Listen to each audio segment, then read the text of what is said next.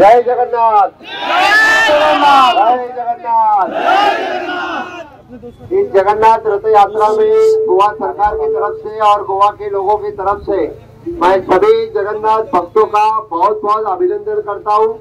आज के इस जगन्नाथ रथ यात्रा में मेरे साथ में हमारे भारतीय जनता पार्टी के अध्यक्ष श्री दामू नाइक, एक्स एमएलए और हमारे जनरल सेक्रेटरी श्री सिद्धार्थ और सभी जय जगन्नाथ के सभी भक्तगण जो गोवा में रहते हैं, हमेशा की तरह इस बार में भी रथ यात्रा में शामिल हो रहा है।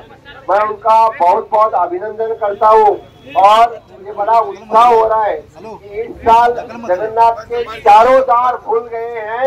जय जगन्नाथ। ये तो बड़ी उत्साह की बात है। पहली बार सभी भक्तों के लिए उड़ीसा में जगन्नाथ के चारों द्वार खुले गए हैं।